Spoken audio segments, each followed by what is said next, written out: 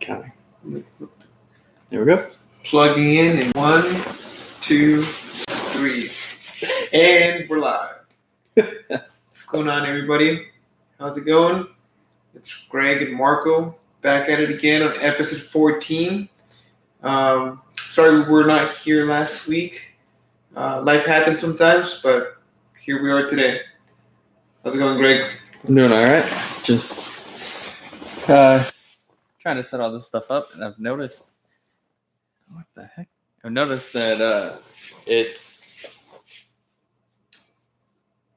it keeps changing, but it's hard to keep everything consistent on the podcast so far, and I'm not sure how to get it there. In terms of the schedule? No, in terms of like the recording on YouTube, because we keep having to change the way we do it.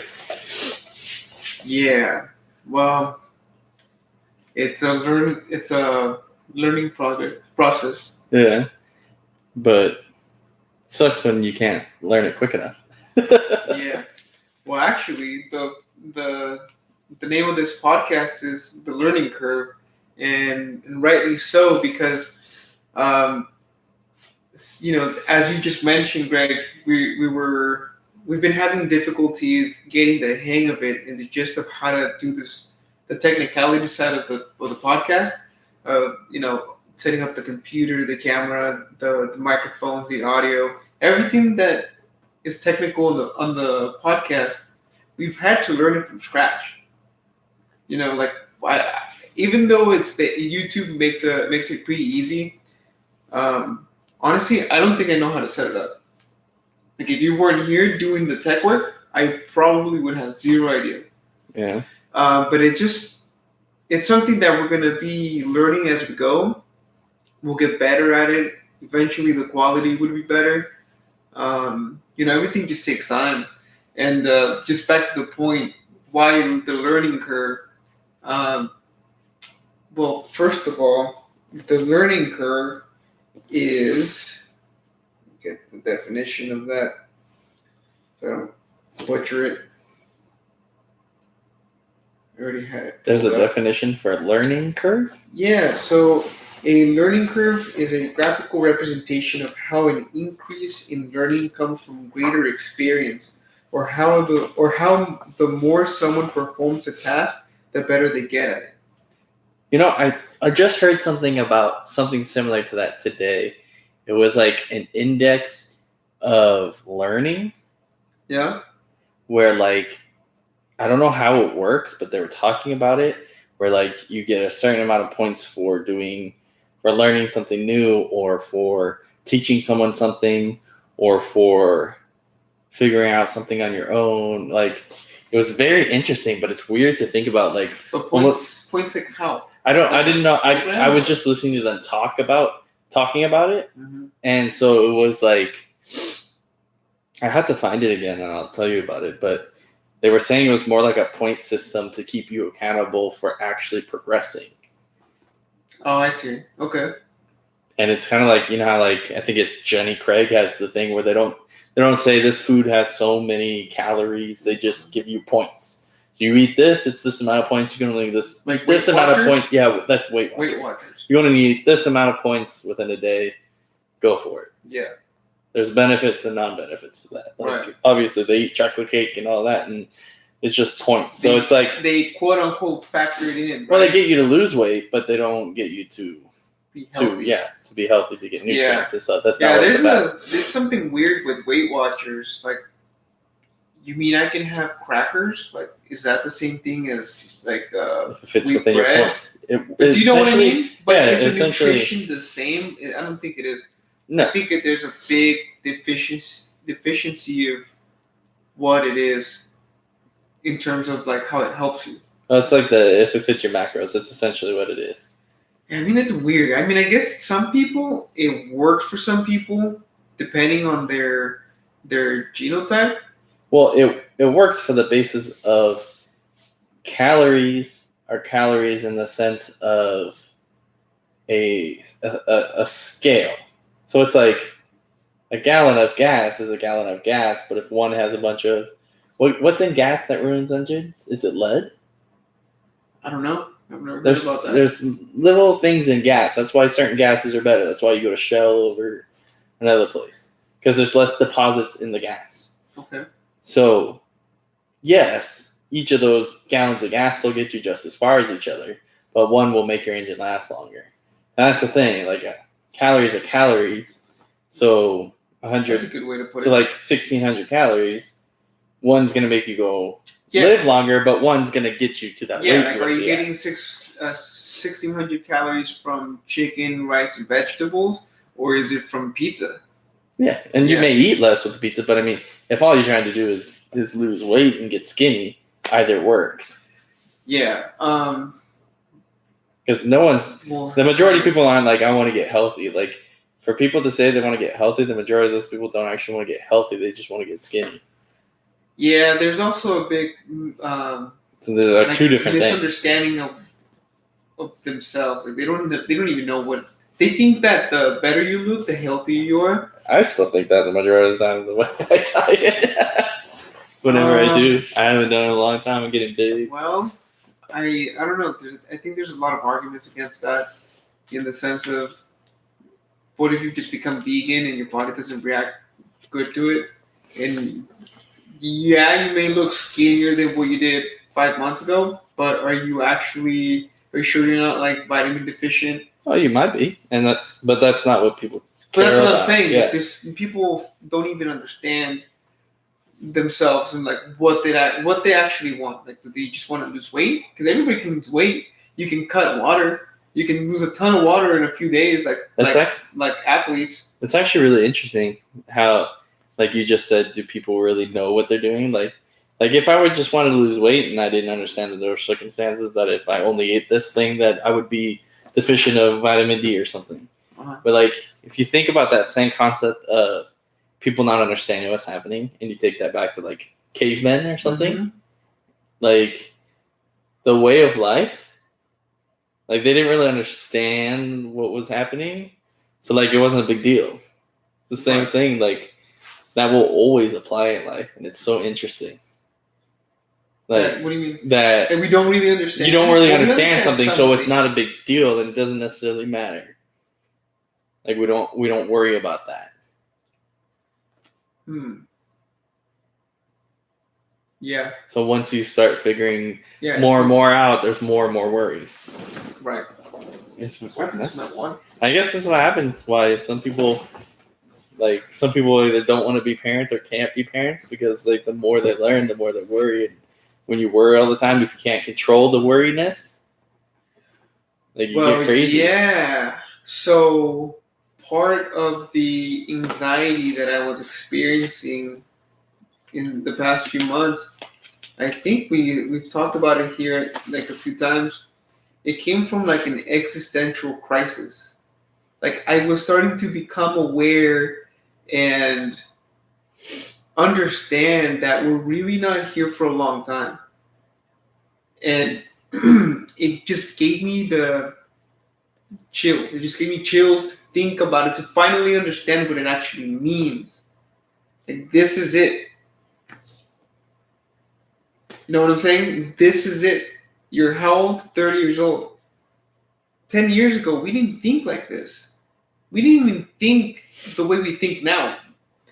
I think it's like the maturement process in humans, that as you get older, like the time starts to go by faster. At least it appears to me. Like your paradigm shifts in a way that you see life slipping away from you because you're getting older, and you're starting to see the end, and then it freaks people out, and that's what causes anxiety in most people. I almost feel like that comes with, not that like, because like 1 to 30 is the same amount of time from 30 to 60, right?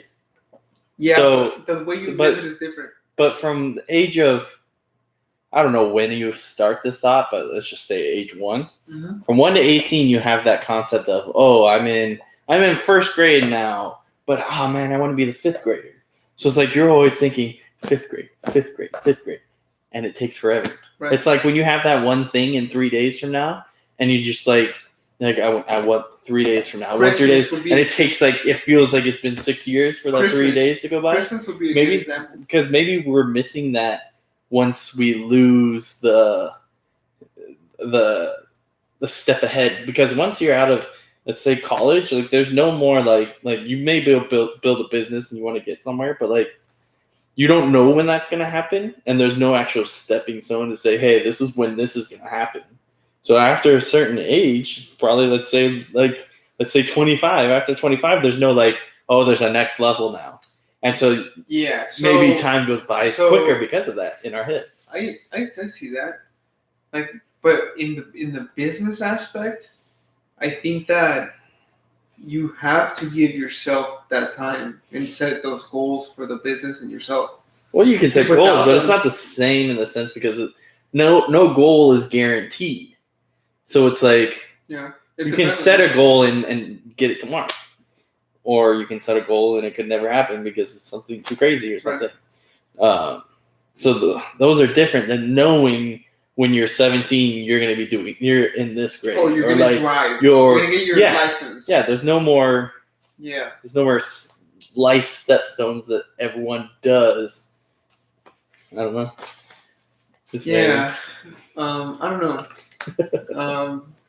I mean, there's a lot of steps in life, but I don't know. I guess I just felt the midlife crisis, even though I'm not even in midlife, quarter life crisis. I think, and this is the shit. You can never know when midlife crisis is. This is the shit. This is the thing I'm talking about. Like, where is that handbook? Where was my mom telling me, hey, when you're 25, 30 years old, you're going to feel this overwhelming anxiety. Like, I think everybody goes through it. Obviously, everyone goes through it differently depending on what they're going through in that point in time. But I figured it out, not to a science, dude, but to, like, for instance, man, I have noticed family and friends go on the deep end for a little while in their 20s or early 30s. I've noticed everybody. And, I've always been a positive type of person. It wasn't until recently that I didn't feel so positive anymore. But I was looking at myself in this weird light, like saying, I guess I was being hard on myself because I've always been a positive guy. And then recently, I started losing that. And it hit me hard because I was like, what the fuck is going on? But what I'm thinking is that this anxiety and this midlife, quarter life crisis, everybody goes through it. We all feel the same because it's a human emotion. We all feel the same, dude. And just no one talks about it. So, for instance, I had no idea this shit was gonna hit me like this, and it fucking hit me hard, man. But right now, I think I'm progressing through it. I'm getting through it. I feel pretty good about it right now. I feel optimistic. You know what? Everybody goes through it. One day it's gonna be over. I'm gonna look back, and it's just gonna be like a shitty time in my life. And we've all had shitty times. All the time. And it's not until it's over until you appreciate it. So, I don't know, just back to the point, man. Well, what you just said, we were talking about how, I didn't have the greatest of day today. Yeah. And one of the other things was one of my old buddies from when I was skating. Mm-hmm. I had actually run into him. Him and his ex-wife now, and I didn't even know at the time because this is when I was having my personal issues, that it's when he had started to have the same exact issue. And I just found out today he was talking about how it's been a year since everything happened, and he had a really hard year. He had family sit down and talk to him and say you gotta move past this and everything, and then he put out this thing saying that he was willing to talk like to anyone, even if like they weren't friends anymore or anything like that, because he understood how hard it was, and it was very interesting. But see, everybody has it, Greg. Yeah, Just nobody says shit. They get stuck. You like get stuck in a hole, and I feel like talking about it kind of relieves that, because we all know the shit. And this is the thing about comedians, man. The reason why comedians are so funny and they connect with people and they're well liked, it's because they're willing to say the shit that everybody thinks and nobody says. And I admire that a lot, because it's so freeing.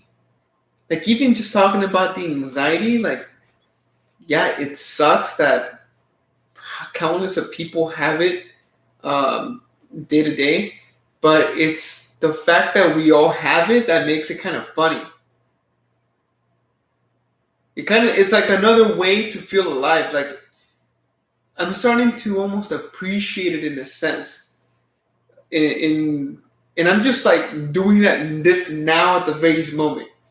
Like, I think I want to learn to appreciate that feeling of angst, because it makes you feel something, makes you feel alive instead of not feeling anything at all. You know? yeah. Because for so long, man, I don't know. This idea keeps coming back in my head. I feel like I just recently woke up from something, like a slumber. Like, if I was asleep or numb. Like, I feel like something just happened recently where I've never felt this way. I've never felt so vulnerable, in a sense. You know, I've never felt this way um like weak, like vulnerable. Like, I don't understand it, but it's like now it's another challenge. Like, it's like now I have to think about it. Like, okay, how do I defeat this thing? How do I get rid of this thing? And I think reading has been helping me. I've been reading this book called Letters from a Stoic. They basically reflect on the life of the philosopher Seneca. He was like the godfather of Stoicism. And basically, it's just the ability to master your emotions. And just the way he puts it, man, like, I don't know. Like, I realized that anxiety has been around since we became conscious as people. Mm-hmm. When people became conscious, whether you believe in that or not, like in the old days, everybody's had it for such a long time. It's been part of the life. Now I felt like it hit me in the face because nobody said anything to me. No one was like, "Hey, Marco, 10 years from now, when you're not 18, get ready because that shit's gonna be hard." And I guess nobody should, and that's part of the process and the growth of people. But just, I don't know, man. I'm gonna tell my kids, like, hey, you're 18. When you're 30, like, if you're not prepared, good luck. And then just try to help them, because now I'm going through this shit. But right now, I feel pretty good. I don't feel too bad. Yeah. Yeah. Yeah, I don't know. I've always been talking to my parents about this, and something that I want to do with my son is that I don't feel like we were taught the right way growing up, in the sense of an end game. Like, sure, we go to school, we learn things, but like, we're not taught how to have a passion. Like, we're not shown the way that we should go. Like, even when we take the electives in school, they give us these cool things like wood shop and metalworking and Robotics. This and that. But you're still required to take specific courses to graduate. So it's like, if you find something like, let's say robotics, like you just brought up, If you took the robotics class and you were so interested in it and you wanted to pursue it, then they should almost kind of push you more in that direction. Learn more about that. Spend more time in that. Yes, exactly. Spend all of your like I was really into woodshop in high school, and then I did something stupid and kind of got kicked out of the class. And then I was thinking about being a carpenter. Kind of. I still had to go to class, but sit outside. Yeah. But I was interested in doing like furniture and just like custom stuff. And then since I got kicked out of the class and I just wasn't I didn't know anyone who was interested in it and just kind of said screw it. Do you think now that you know that, do you think you can go back to it? No, because I'm not interested in it anymore. Oh. And it's like when I was younger. Well, maybe you weren't interested at all, because I feel like if you were really interested in it, it didn't matter whether you did it by yourself or you did it with other people. It's something that you would have done on your own. But I think, though, it's the same concept in life, how people, how so many people are so complacent, why there's so many people who don't progress. Because it is such a easy way to learn how to not progress. Well, there's not even easy enough. Even learn anything. It's easy to do nothing at all. Yeah. Well, no, I'm going to take that back. It's not easy to do nothing at all. It's not easy to sit down and meditate. It's not easy to let your mind, go through this cleansing process of you sit down and you just try to do nothing. And I got this from Naval, gosh, I keep messing up his last name. Naval Rafanik. Okay. He's like an angel investor. He's been on many podcasts. I think you've heard of him. He's a business guy. Okay. He's a big believer of meditation. And so what he tells you is, to sit down, just think, just don't even do anything. Don't do anything. Just surrender to whatever your thoughts become, whatever your head brings, whatever happens. Just surrender to it. Try it for an hour. And it's really difficult to just do that. So just sit down and do nothing. Yeah. See, I feel like I do meditate on a normal basis all the time without necessarily, I don't sit there and close my eyes, go up, but I can sit there and stare at a wall and do the same thing. So some people have the ability to do that. A lot of people, particularly businessmen, most of the successful ones, they do that it's like a second nature for them. They just do it. They don't even know when. They don't even know why. They don't even know they're doing it, but they do it. But people like myself, I'm a person who was conditioned to be a consumer. So everything for me had become entertainment, pleasure, entertainment. Filling out my time with things that hit the right endorphins in my brain. Almost like an addict.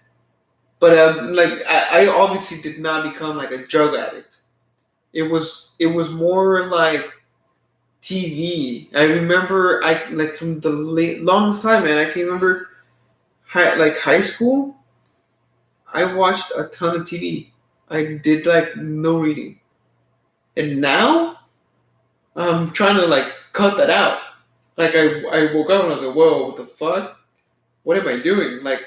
I'm starting to see the shit.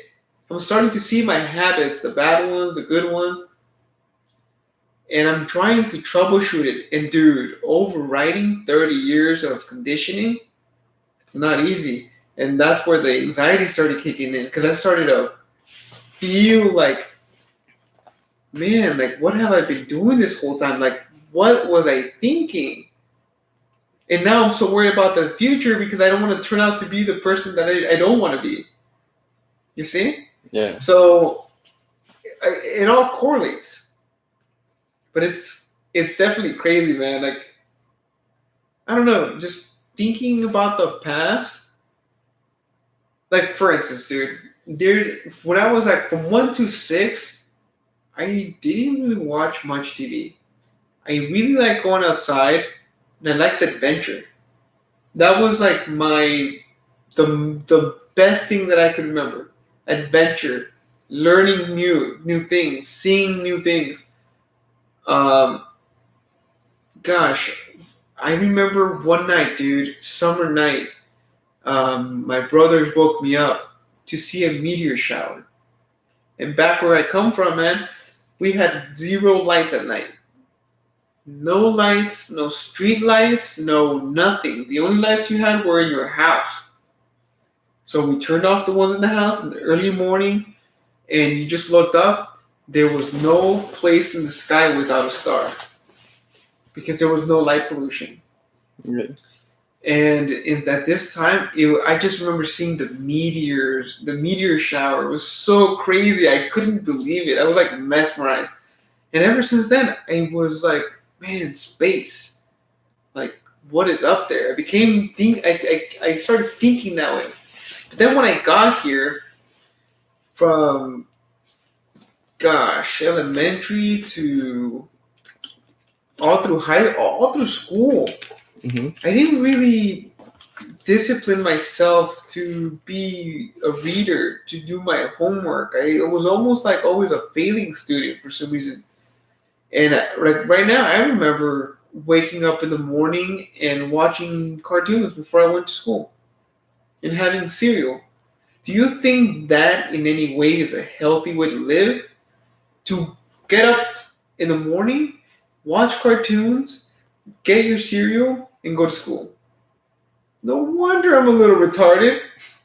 Like, dude, this whole time. And it was just the things that I watched, I watched my mom get up and watch the news and go to work. And then when she came back, she watched the news. Like, And there's it some was like- people, Yeah, some people who can't. Like, you were just talking about breakfast food, how people can get screwed up. Is I don't know what it is. Like, I offer my dad sometimes. Like, I'm like, hey, do you want this? Like, if I'm making something in the morning, he would be like, you're making turkey and rice in the morning? That's not breakfast food. I'm like, what do you mean it's not breakfast food? Like what? It's gotta be French toast and bacon. Like, what does it matter? Well, I think Like, the even some people, standard like, they can't do breakfast- breakfast for dinner. Like, they Yeah, can't eat like eggs at nighttime. It's like, I mean, I can it's eat the eggs weirdest thing anytime. to Yeah. me. It's like, if you It's enjoy the just- food, it's it's- anytime. It's just the conditioning, see? It's what breakfast means to them. Breakfast means pancakes, means eggs, cereal, and toast. We've made everything bacon. matter. Yeah, people just put that, like, breakfast is like a magic word. Kind of like cursing. If you really think about what the word means, like, let's say, Yes. for lack of a better word, I'm just going to say fuck. Like, what does that even mean? People don't even think about it. We just give it, like, a lot of power. The issue with specific words, though, is that it's easy to misinterpret it, because it's like, I use this one all the time. It's like if you went up to a girl and said, you skanky bitch, but it was your friend, that's perfectly fine. You go up to someone and try to do the same type of talk, joking way to someone you don't know, they're not going to think of it as a joke. Right. Where if I came up and was like, come on, you're stupid. Like, some people will not take that as a joke. But if I came up and was like, that's not a good idea. So you're talking about intent. Yeah. And it's too hard to judge with cursing words intent, I guess. And so that's why it doesn't make much sense to use it text consistently messages in a way. is really bad with that. Like, if I text you, fuck you, Greg, would you look at you like, what?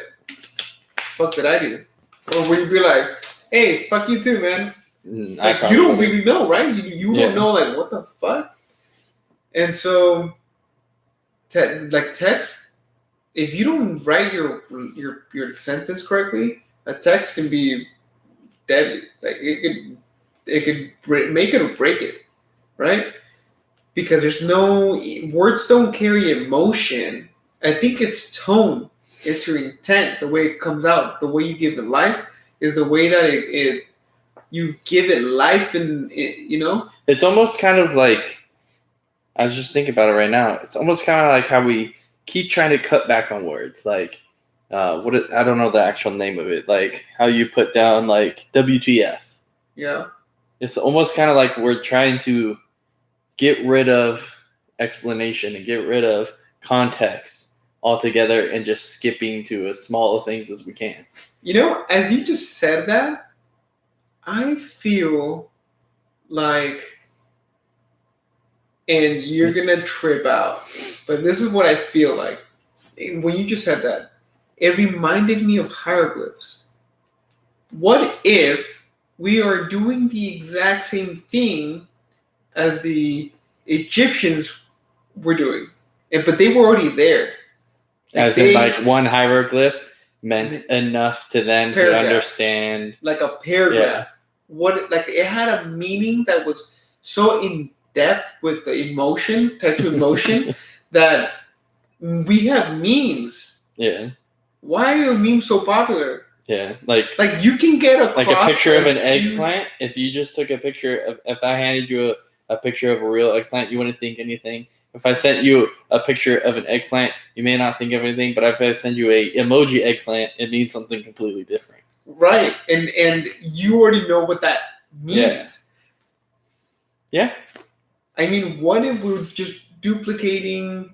Well, it's just like, aren't Chinese letters, don't they mean more than just like A or B? Like it may be a whole word or like half a word or something. I think it is exactly what it means, but it's not even a letter. They're called characters. Yeah.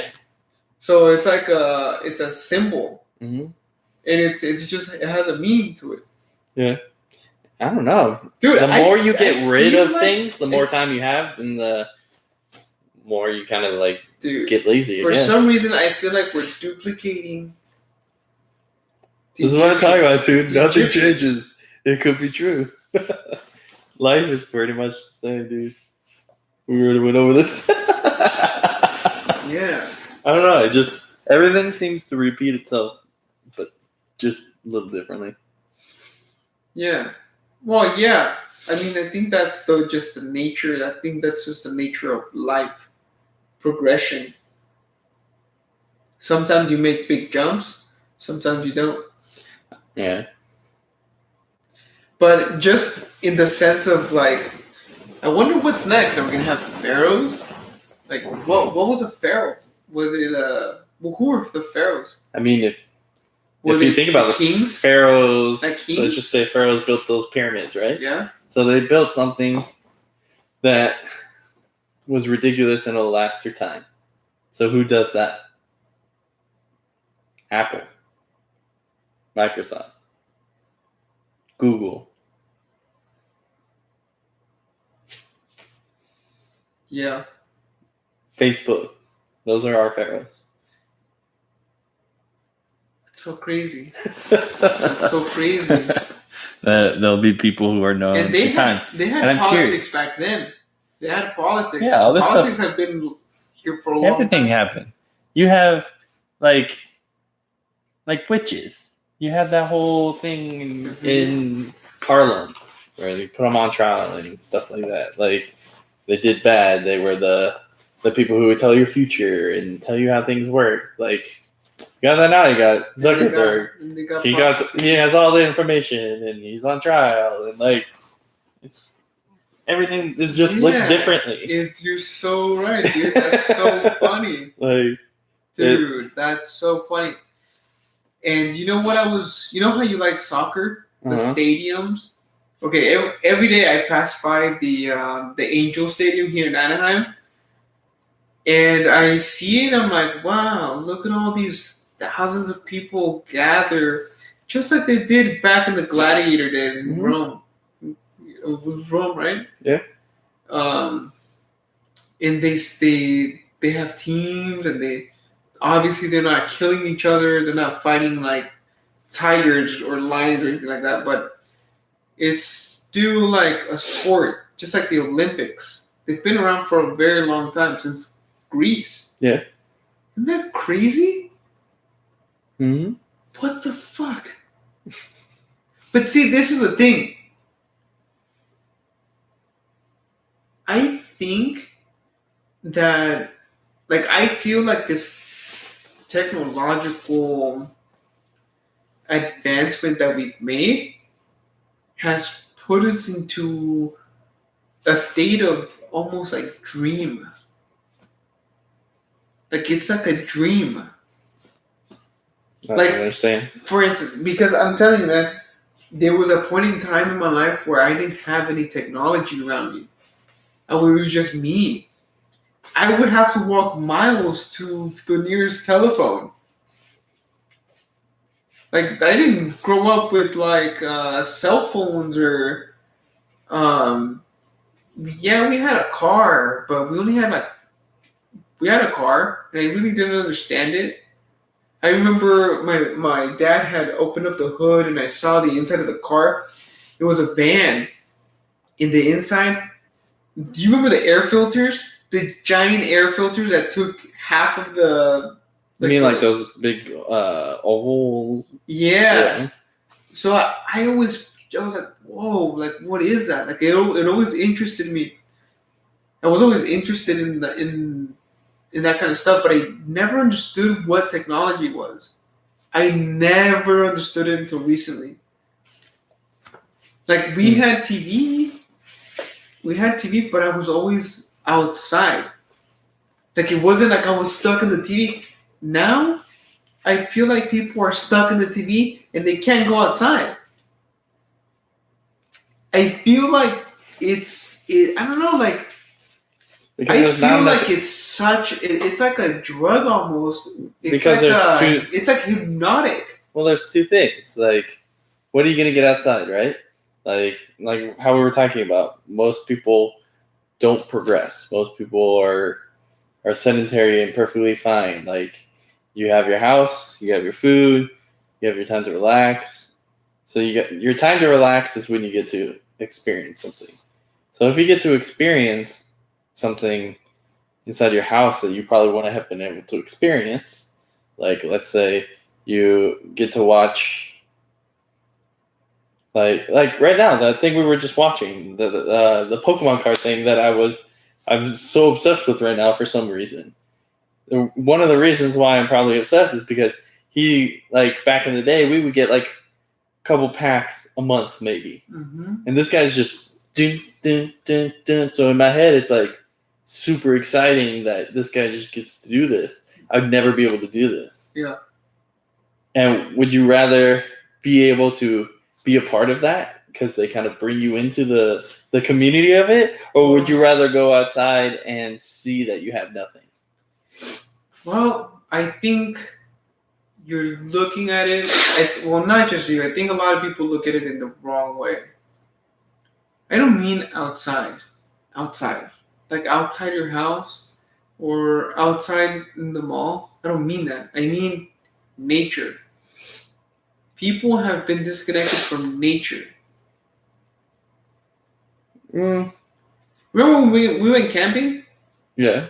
Everybody had phones. We all had service. Yet nobody had the need to use it. Why? Because we were taken away from everything we thought was important. And since there was nothing there, and nature is so giant that you're just mesmerized by the bigness of it. And you're so far away from anything you could do.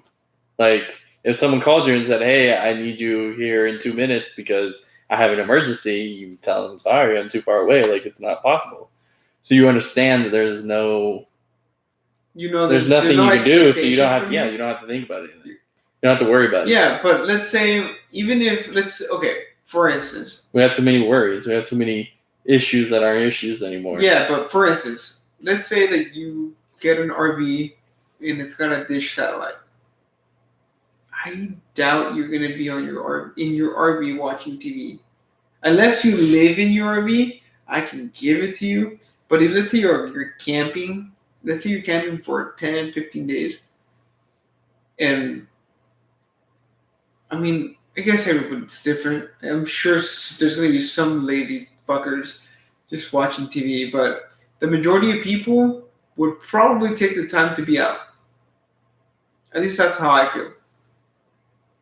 But I don't know, it just brings me back to the point where I feel like we're so connected to the internet that we don't really understand it. We don't understand it. I think it's rewiring our brains. Yeah. Like literally, I feel like it's doing that. Like speaking of things like I can't understand is money. Why can't you understand money? I don't understand. Like, I understand how it works, and I'm pretty good at like keeping and saving and spending money. But what I don't understand is what money really is now. Like, if you think about this, right? I did this whole calculation with my parents the other night to try to understand, and I did like, all right, so you take your money, right? You put your money in the bank. The bank doesn't sit on it. They'll use it to pay their employees. They use it to advertise. They use it to invest. They spend it, right? Uh-huh. So if they spend it and they're not making money is gone. But they are. No, they're not making money. Loans, interest.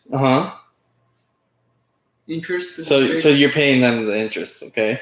So they're making a little bit of money. People in banks, like the bank that you go to, right? That bank is part of all these other banks.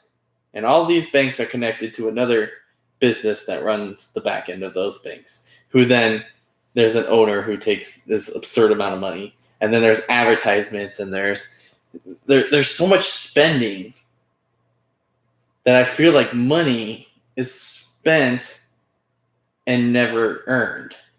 Like, I'll go to the place of business that I work. Let's say I work at Joe Slow-Mo restaurant, and I make $15. Mm-hmm. And then that place made $30 that day. So they gotta give me 15. They make 15 total. So what do they do with the 15? They go to the bank. They put it in the bank. So I took 15. They put 15 in the bank. That 15 now the bank has. Now the bank spends that $15. And no one else puts $15 back to that bank. And I go to get my $15 back. They say, too bad, we spent it. Money's gone.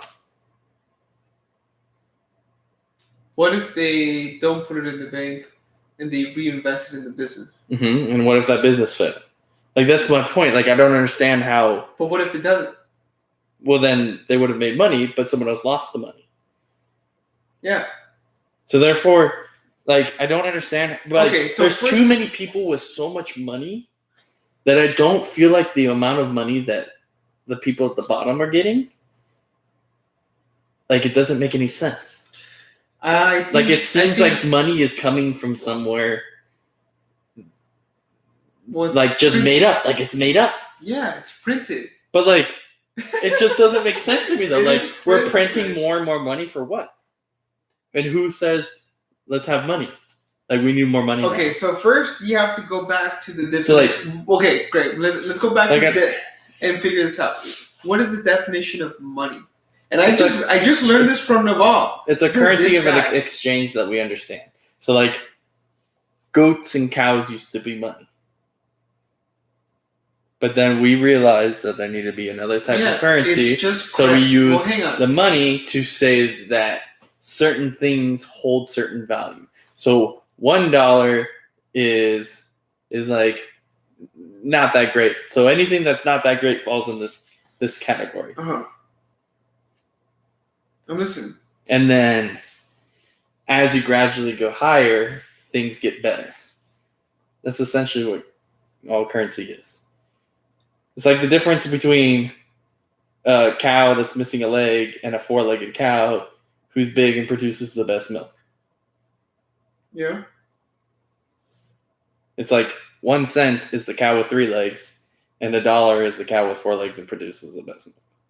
So, Naval, let me tell you this. It's just so, like, I don't understand how back in, like, I've always heard this. My parents said that a loaf of bread used to be 5 cents. Okay, so that's fine. We print more money. There's more people, or yada yada yada, inflation, all that stuff. Mm-hmm. But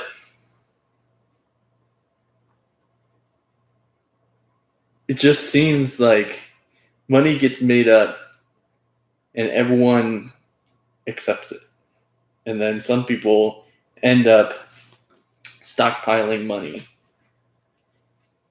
and then more need to be made up to keep people going. Yeah, but also, so money is like it was debits and credits. It was basically the idea of I'm gonna do a calculation while you're talking. Go ahead. What basically the idea of how did he explain it? He did it really good, and I didn't truly understand it completely, but here, let me see. Okay. So for every person who's worth $60 million, okay? So let's say probably NFL's like quarterbacks. They probably all get paid 60. No, they probably get like 6 million, huh? I don't know. They get a lot of money. Let's go 6 million. For every quarterback, let's say there's 12 teams. Mm-hmm. For each one of those 12 people, you'd have to get 166 servers, based off of like a $36,000 is a basic amount a server will make in California. So per quarterback, that's 166 servers worth of people, yearly income. So if there were 12 quarterbacks, that's 2,000 servers worth of people. It's yearly income. Like, that's what, like, it just doesn't seem like there's enough money out there to support these high number things. Like advertisement spots. Like a 30-second advertisement spot for $1 million. I don't understand how that makes any sense. Like, let's say Nike does $1 million. Turn on it, Greg. But that's my point though. $1 million commercial. They do one commercial for $1 million, 30-second slot, right? And let's say they sell their shoes at $120. Okay. They'd have to sell 8,333 pairs of shoes to pay for that one commercial they did. Yeah. One commercial, 30-second slot. Greg. They run ads all the time. Greg, you have to think about this. It's not in reality 8,000 people that I have to. Yes, that's the amount that I have to buy. But do you know how many viewers that commercial has? But it's probably got like 100 million people watching it. And say 10% of those 100 million people watch it. That's 10%, or let's say 10% only buy the shoes. That's 10% of 100 million people. Yeah, but that's then 10 million people at $120 a shoe pays for half of the commercials they're using. But then it still has to pay employees, still has to pay the cost of the opening of the business, the cost of this and that. Like, but that's my point though. I feel like it needs to be even higher. Like when I think of the price of a chicken, when you go and you buy some chicken breast, like if you go buy a whole chicken, what? $6? $9 for a whole cooked chicken at a $6? $6 for a chicken? $7, yeah. So you're telling me for that chicken's life, it was $6. $6? I feel like I would spend more money on water and food for that chicken. More than $6 on that chicken to feed that chicken. You know what I'm saying? Like, that doesn't make any sense to me. Like, I couldn't have a pet and have food for 1 day for $6. Yeah, but there's a process to it, dude. There's a 3-month process where they're just bucking this chicken up with the hormones. But that's my point. Hormones would be expensive. Like, I feel like these things would need to be more priced a whole lot higher. Like, it just doesn't make any sense to me. Like, I understand you have multiple chickens, and then you just mass it and everything, but Wholesale. it's still like, that's fine. You sell more. I understand that. Like, you can sell 2 chickens for $6 because people will then come and keep buying more. But like, it just doesn't make sense to me how some things just don't cost anything. Like what? Like a chicken is $6 for a damn chicken. If you were to go buy that chicken, like say before it was slaughtered, and you were like, "Hey, how much for a chicken?" They'd probably charge you way more than that. They'd probably charge you like $50. Yeah, but because they can make eggs. But like, do you understand what I'm saying now, though? Like, they're like, "Okay, yeah, I'll give you this chicken for $20," but they would have sold it to the store for $6. Yeah, because it's $6 for sure, continuously. It's like contracts. But I it's just almost don't get it. Like, they're looking into the future, saying, "Well, I either sell my chickens for $20 on the street, and maybe somebody's gonna pick up a chicken.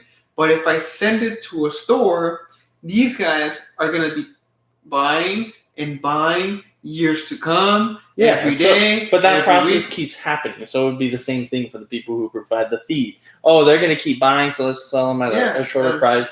And then the water company for the people who do the feed do the same thing. So it just starts trickling down. And like, it's got to eventually be like, no one's making money here.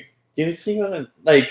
That's what I'm saying. Like, well, yeah, it just seems so awkward. I would say that the small business owners make barely enough money to stay afloat. It just comes to the output of the process. Like, you have to think, these guys have it down to a science, dude, where they're not wasting any time, they're not wasting any energy, they're not wasting anything. It's just a process that is followed, period. Like, in and out, it's a process. You look at the way they're organized. It's in and out. For the people that don't know, if you don't live in California, In and Out is our like number 1 rated hamburger place in California. If you're on the East Coast, they would be like Shake Shack. No, Shake Shack I think is a little bit. I think everyone likes Shake Shack, but I don't think it would be the same scale. The closest thing to that would probably be Five Guys. Majority of people would probably know is Five Guys. In the East Coast? Yeah. Five Guys? Yeah. I think more people know about Five Guys than actually have been to In-N-Out. But I think everyone knows the legend of In-N-Out. But I feel like Five Guys would be like a Carl's Jr. here. No, dude, Five Guys. I think Five Guys is a decent quality, but you can make the same you can just go to the grocery store and make the same thing. Like, there's nothing that takes them away from someone just cooking. But do you know what I'm saying? Like, they don't have shakes, Five Guys. Yeah, they have. But they're not known for their shakes. Oh, like In-N-Out has shake. It's like a California thing. Oh, you're saying that they have a specialty thing. It's like saying Chick-fil-A and Raising Cane's. Right. They're pretty much kind of the same thing with quality-wise. Shake Shack would be the equivalent of In-N-Out here in the East Coast. Maybe. Not that it's well known or anything like that. Well, maybe it is over there. I've never been to a Shake Shack. No? There's a Shake Shack somewhere around here. Remember, we were going to go hiking, and we took the wrong turn?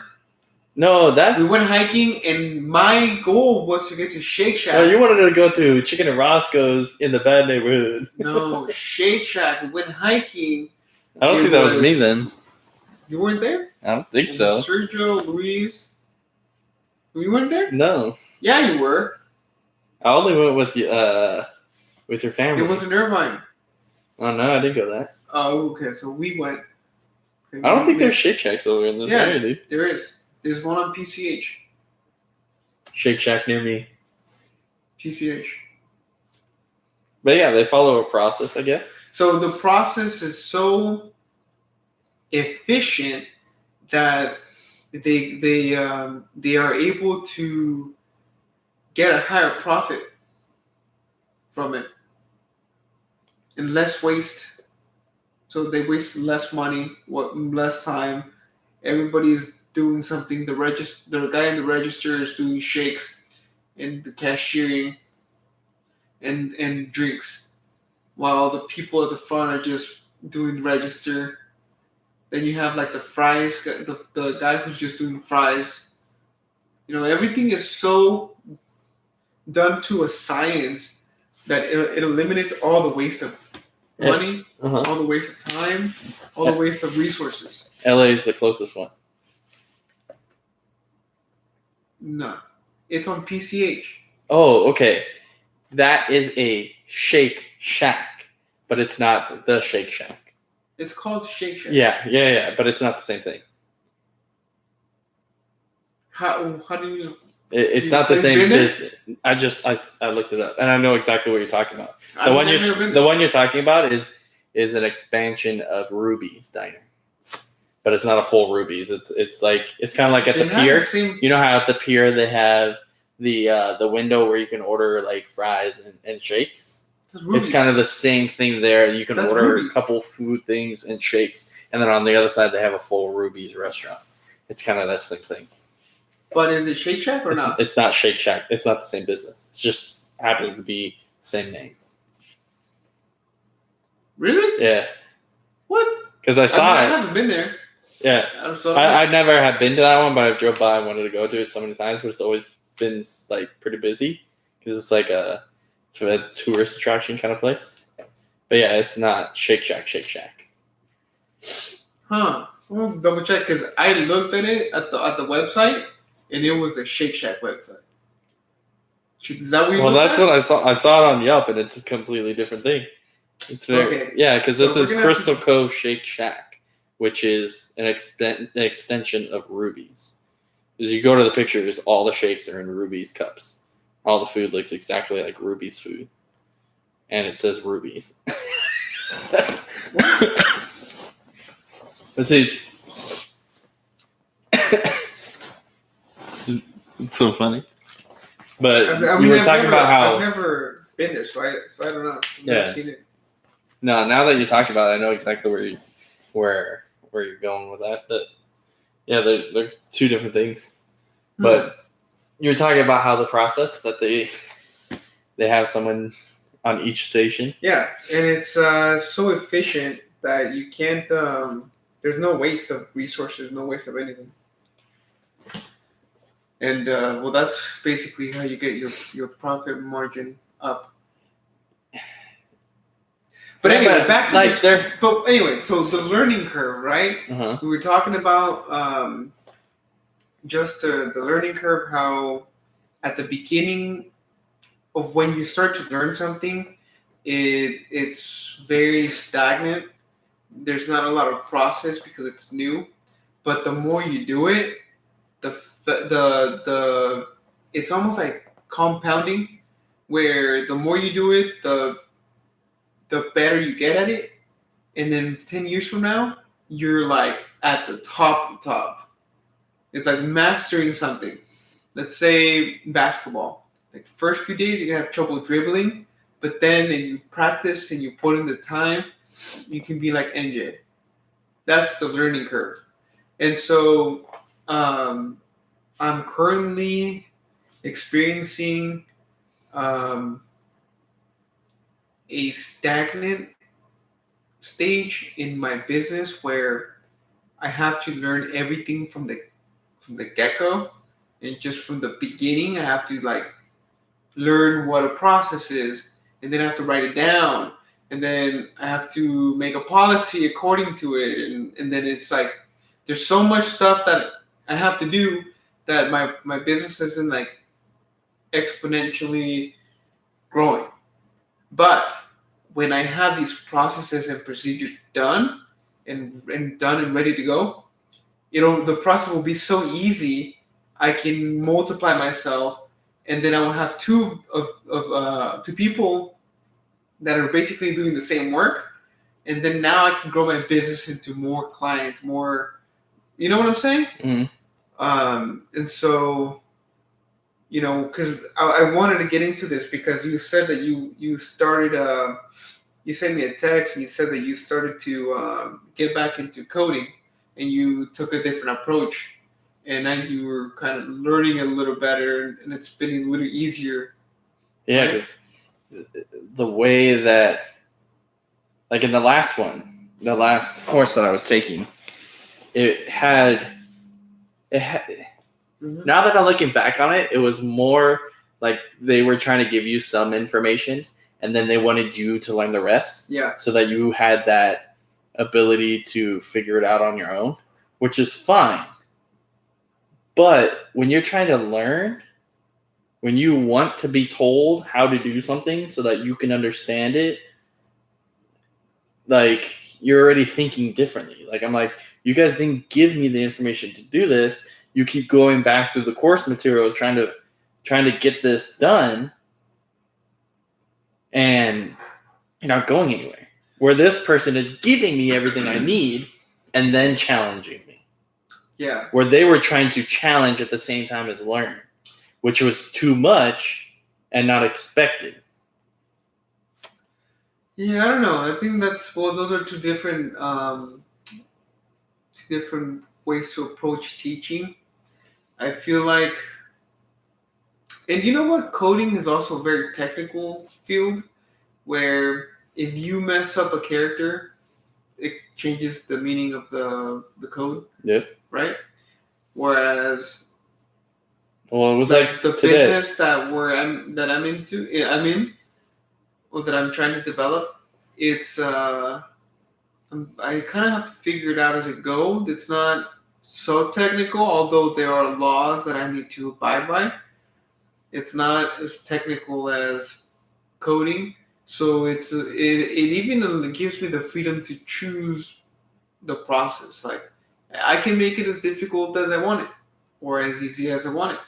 It depends on how efficient I want to become, and how easy I want it to be able to replicate the process with different people. Mm-hmm. So I like that more. I like that freedom. And I think that's why I've never been such a technical guy. Well, one of the things I ran into, that there's challenges that it gives you, right? So they teach you, they give you all the information you need, and then they give you a challenge to get through. And I did everything correct. I knew I had the right answer, and it wasn't working. I tried to figure it out, couldn't figure it out, so I scrolled down to the answer. And the only reason I did have the right answer, Yeah, but I didn't return it, is what it was. So I didn't give the right answer back.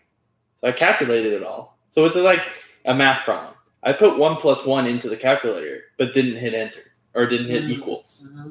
That's essentially what I did. So I did everything right. I just didn't do the full process of it. And that's how a lot of things in life will be. You may get to the right answer, but then you forget to hit equals. Yeah. Well, maybe you should. You build the right policy, but you forget to type it up. Yeah. Yeah, and then you forget. And then, yeah. Maybe you should. You gotta remind yourself constantly to hit equals. You should write your procedures, Greg. Like, this line means this. This line means that. And you make a book, and you can go back into it. Yeah, sometimes you just expect things to happen that don't work that exact way. What do you mean? So it's like, I don't know, let's see. Something that's changed over the years. Hang on, yeah, but don't bring it aside from coding, because I want to make sure that we stay in the realm. No, yeah, well, I can't give you an example because you wouldn't understand it. Well, I have to give you something. It's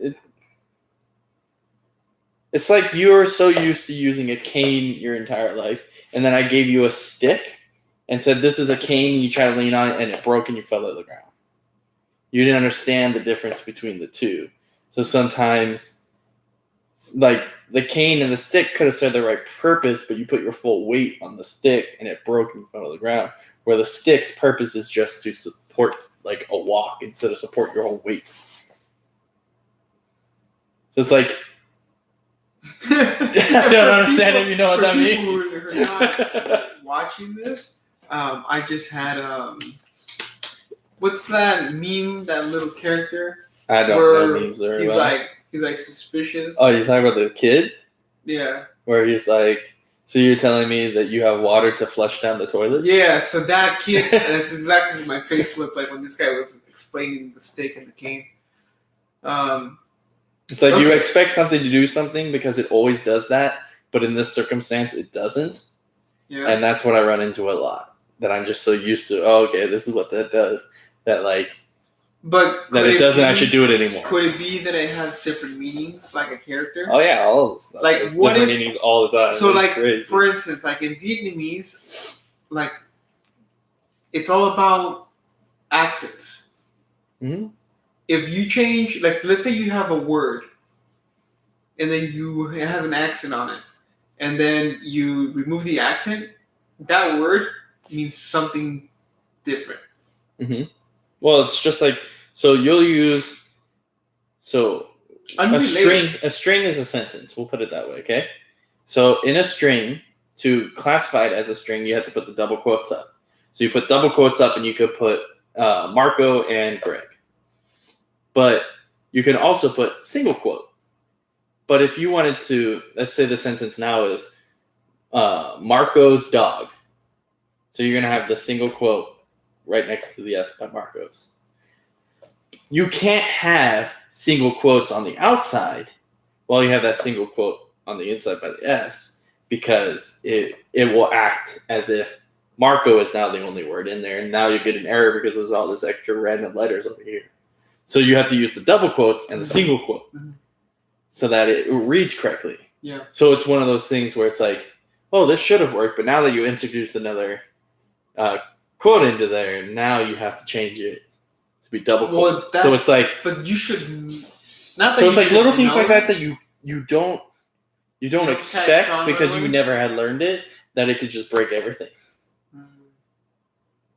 And that's where the whole concept with that last course was killing me, because it was things that I hadn't been told that worked differently when something else was introduced. So you would sit there and just be like, what the heck? And then they're like, oh yeah, we didn't talk about it in the lesson, but those things don't work together. And it's just like, then how would I have known this? Oh, I see.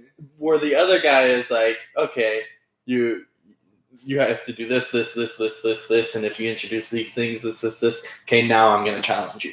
You have all the information, now you can do it. And it's just I've been able to pump things out. Like, I made a mistake, I didn't return the answer, but the second I saw that, now it's just one issue through the whole thing. Yeah. Now I'll remember that. But if I had 15 issues through the whole thing, I'm going to start forgetting. There's too many issues. Right. I won't remember that one issue I had. But then, it's hard to forget. It's hard to remember 15 issues you had. Write it down. You can write it down, but then if you don't consistently run into the same thing, you don't consistently do it, writing it down isn't necessarily helping unless you're consistently reading what's written down, which then you have to implement.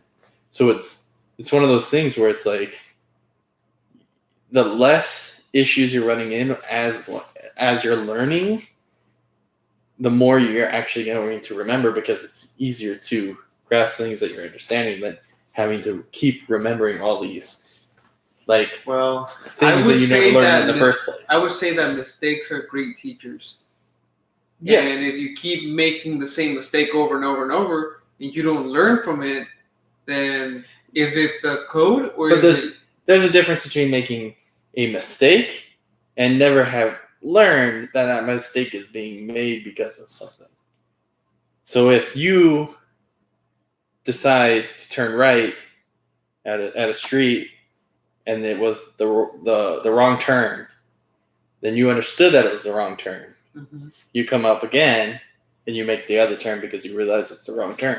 Yeah. But in the circumstance that I'm talking about, is you never learned that the right turn was the wrong turn. So you keep making that, assuming that that's the correct way, and there's some other reason why this is the wrong turn. Not that the left turn was the correct turn. Mm. So you never actually learn, so you keep making the mistake thinking it's something else. Okay, but when you get it, you're like, okay, so this quote means this, and this quote means that.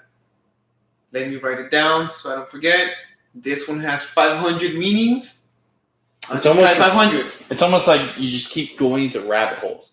So you start at one issue, thinking that this is the correct issue, and then 1,000 rabbit holes here. Mm-hmm.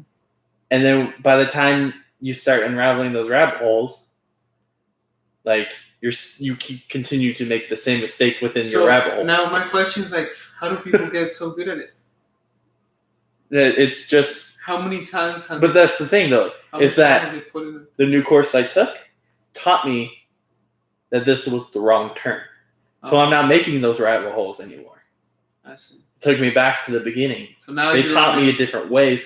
Someone taught me to turn left, where those people just continue to teach me to go right. So Greg is now in NASCAR. But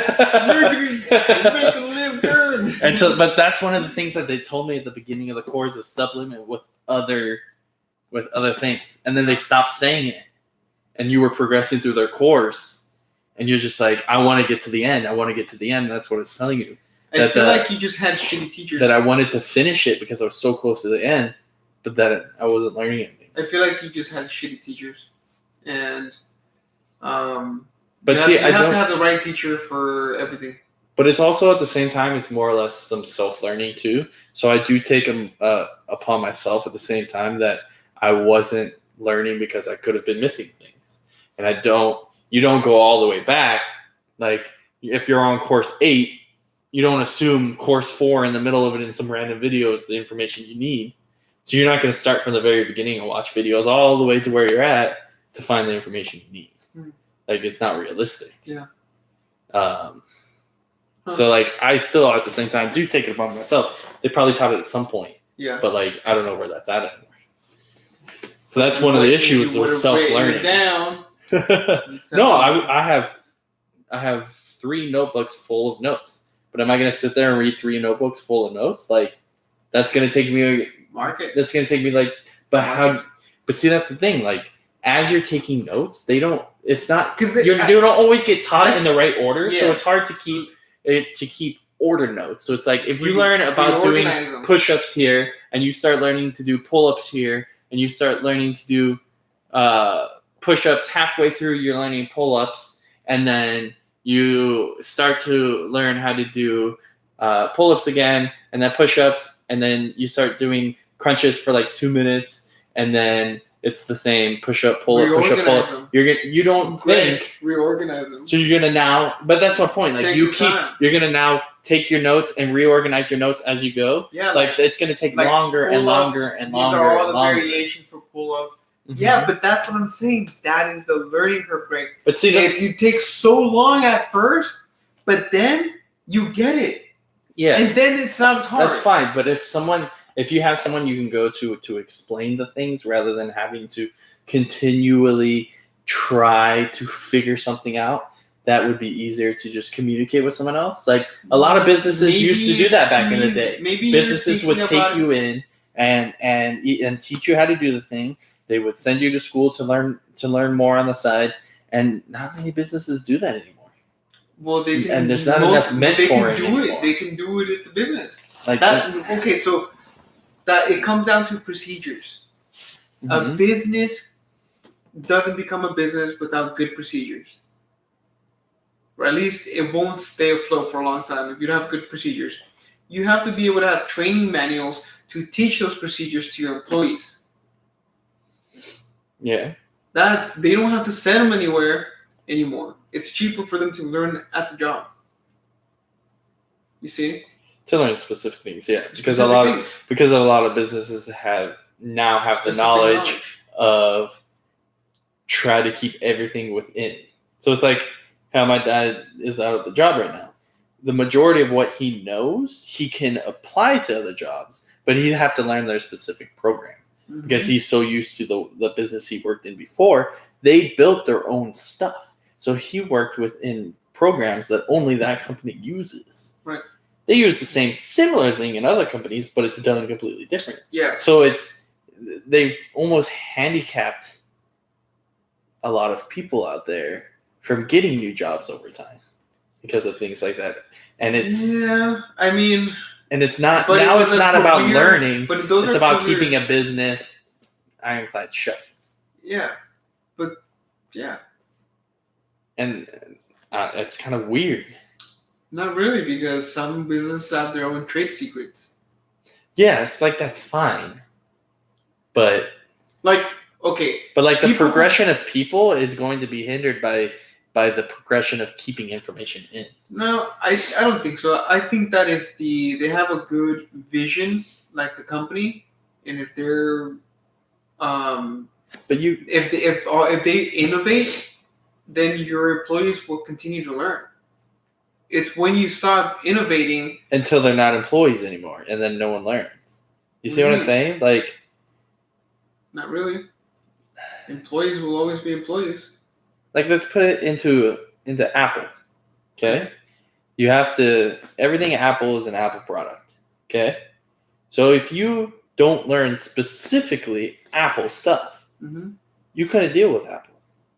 Whereas in like computers, you don't have to deal with a specific company. Mm-hmm. You don't have to deal with a specific hard drive company. Like they all work. Multiple people can learn it, and you can do many things around it. Whereas Apple, you have to learn their thing and their thing only. So once you get out of that, and you only know how to do that, can you really compete in this PC world anymore? At the beginning would probably be difficult, but And- then it would probably be easier for you to pick it up than some other Sure. person who just started to get into PCs. Sure, but now you have to compete with these people who aren't behind anymore. Like, stay in Apple.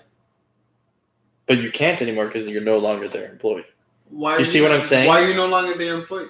For whatever reason, they do cutbacks or they whatever reason. Sure, maybe you got fired because you came to work drunk or something. Like you can do all of maybe you're a that, but shitty like, worker. or you cut back because your business is not as good, or because they're going in a different way, Apple would or not be like, a good. well, no, there's like because as technology advances, certain things that people work on aren't useful anymore. Yeah, but So it's like if I know a specific language, and then that language becomes obsolete, Mm-hmm. now I'm out of luck. Like, sure, I could have learned something else. Yeah, but the point is like that's what they're okay. doing with the company. I You're get stuck it. in this company for so long, and then you get dropped. That everything that you've learned is useless in any other company. I get it, but there's some things within that process that you learned that make up for that. Yeah, but Which now you is- have to try. But hang on, let me finish. It's discipline. It's being on time. Let's say that you were the only person who worked this program, and they don't need you anymore. But you were always on time. You were always a good employee. You always did your work on time. You did. Your work ethic was above and beyond. That in itself is more than regular people have. So even if you go in to be in the restaurant business, you're gonna bring that there, even though it's relevant to what you were doing before. Your work ethic, is gonna allow you to climb the ladder quicker, faster, and better, and more efficient than other people that have been here for years. Sure, but see, that's the thing though, is that it almost seems like businesses only like you kind of rise with the business, Mm-hmm. and that's it. Like you're knocked out, and you got to start from garbage again. Why do you think I'm a business owner? And I guess it would be the same thing the other way around. As a business owner, if you go, you can start off and make money, and then your business fails. And if it fails, then you try another one. I guess it's the And same if thing that one everywhere. fails, if it fails, then you try another one. And if that one fails, then you try another one. And then you keep trying and trying until your learning curve blows the hell up, and then you found your passion, you found what you wanted to do, and you no longer have to be a failure. You see? But if you think about it, you'll always be a failure. Everyone will always be a failure. How? In some way or another. You fail, right? but but that's absolute. Like,